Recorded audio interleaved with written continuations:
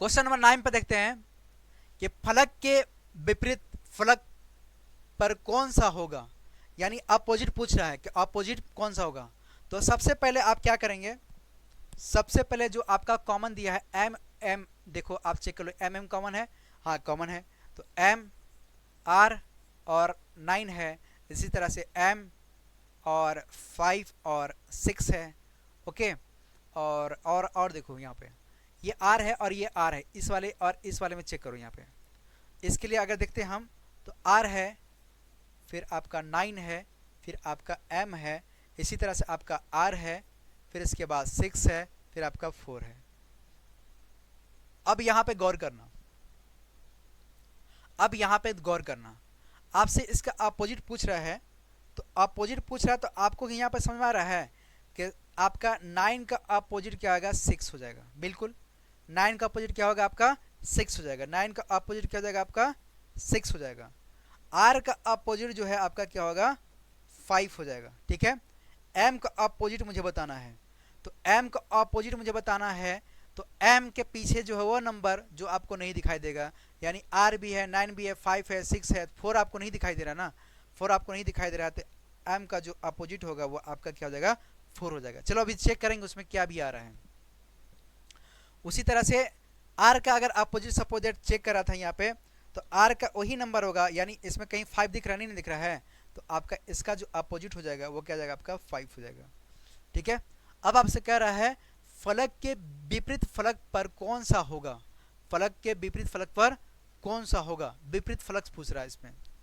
ठीक है, तो इसको कैसे करेंगे, 9 का अपोजिट 6, 9 का अपोजिट 6, आर का अपोजिट 5, ठीक है, और एम का अपोजिट यहाँ पे इस तरह से दिया है। ठीक है, यहाँ पे एक्चुअली जो क्वेश्चन दिया है 9 फलक के विपरीत फलक कौन सा होगा, 9 है ना, क्वेश्चन नंबर 9 भी है और 9 आपसे पूछ रहा है। ये क्वेश्चन नंबर हमारा क्या है 9 है।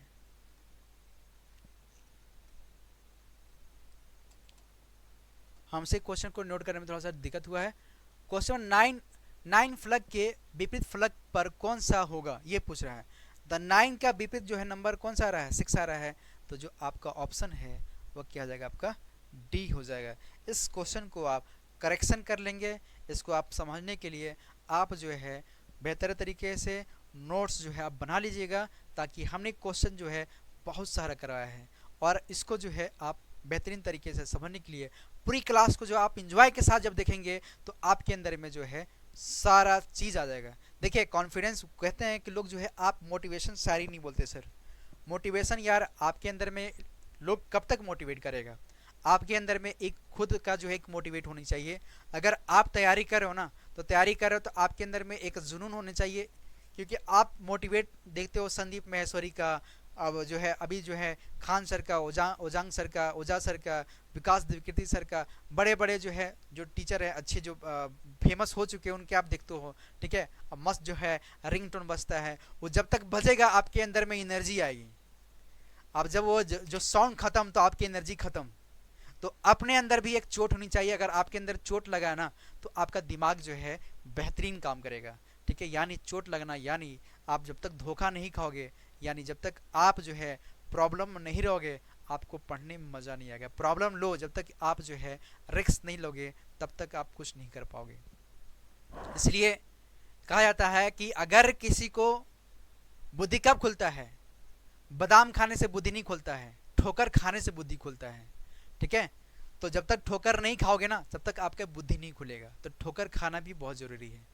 ठीक है, तो इंसान जो है आपके कोई अगर बगल में आपके जो रिलेटिव रिश्तेदार में से कहीं ना कुछ जो आपको मिलता होगा, ठोकर मिलता होगा, ये कुछ नहीं कर पाता है, ये कुछ नहीं कर पाता है, ये कभी ना जो लाइफ में कुछ किया है ना कर पाएगा, ये ऐसे करेगा वैसे करेगा, रिश्तेदारों जो है आपके जो ताना मारते हैं, तो उनको जो है दिखाने के लिए आप जो है उठाओ और अपने आप को एक अंधेरी कमरे में फिक्स कर लो।